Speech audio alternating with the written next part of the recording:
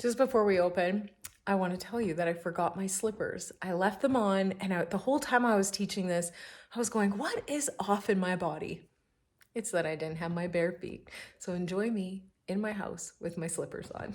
Hi, welcome back to Kick My Asana. My name is Melanie Dawn, and today I'm gonna take it easy on you guys, but not really. So it's just gonna be not like a full practice, but a little bit about my backstory. When I first started teaching yoga, I was a big fan of party tricks, and alcohol was involved, which is probably why the yogis don't drink. But when you learn those tricks, I had the splits in my practice and extremely tight jeans on. I'm actually more concerned that they did not split and my hamstring did. Anyways, we were at a party and house party, and there was like a little Russian man there, and he just popped up into the splits, and I was like, I can do that too, but I couldn't.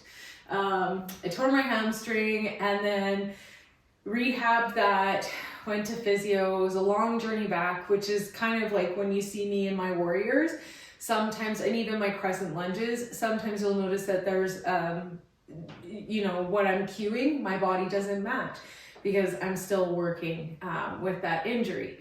Then I went on to, I don't know if it was a year or so later, a girl doesn't learn, and tore the other side. So another long rehabilitation.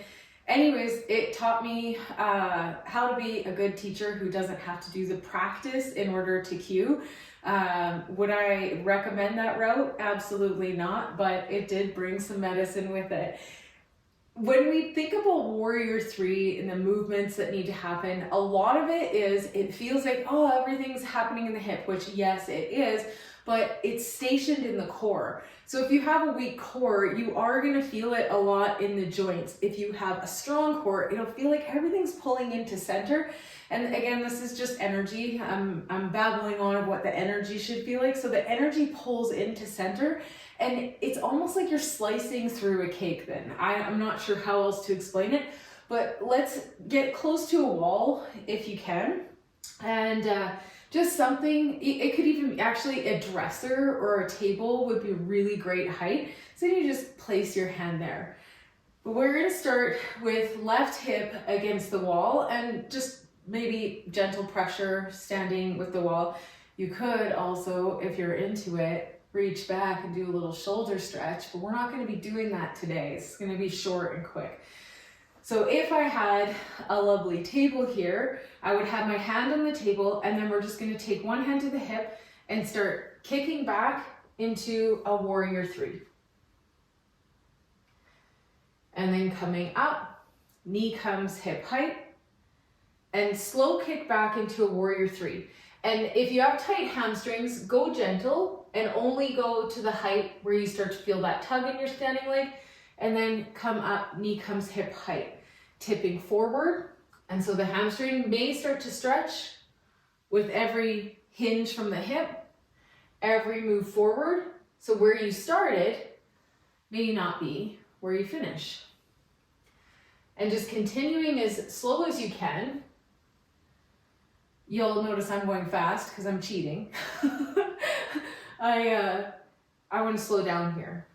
So slowing down and becoming mindful of every muscle that needs to engage in order for you to be in your Warrior 3.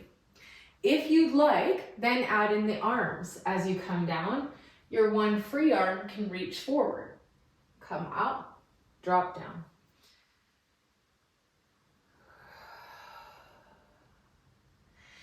And you can do that on that side. I wasn't counting, so let's say we do 10 of those hinges where the knee comes up hip height. You're kicking back, coming back up, knee hip height. Moving to the other side, and I'd actually say don't put your hand on a fireplace. It's pulling my spine, forcing me to go into a back bend while I'm in a Warrior 3. So the top of the fireplace will do soft leg, hand on hip, we'll kick back, Warrior 3. And this side actually feels a lot more open, knee comes up hip height and kick back than the other side. So I may get into a better looking warrior three, and I don't know what you're seeing, but in my body, it sure feels a lot better. And again, I'm speeding through the intersection. So we'll slow down, slow, slow, slow. So when you're going fast, you're getting a lot of reps in, but you're really not focusing conscious energy into any of the muscle points. So when I'm kicking back, I'm really focusing on this strong glute that's supporting me, how much weight I'm putting into my supporting hand, and then coming up, I'm in my core, pulling up from the bottom of my grounded foot, knee comes high. Kicking back, maybe this time I extend my left arm. Oh, and that's where I start to feel my restriction in this posture, is it's actually in the shoulder and not in my standing leg. But I can do it. But just always being so cautious of conscience. The word that I'm trying to find is conscious of what's happening inside your body. So you can go through, what would be fun? You could go through 3 sets of 10 of those knee up, kick back, and maybe one of those sets will include the extended arm, or all 3 of those sets include the extended arm. Anyways, I thought that it would be really cool for us just to break down one of those postures, one of the more common postures. Many of the, there's so many poses that can come out of that foundation of a warrior three, so you'll see it a lot. I hope you guys all have a wonderful day and enjoy this semi day off.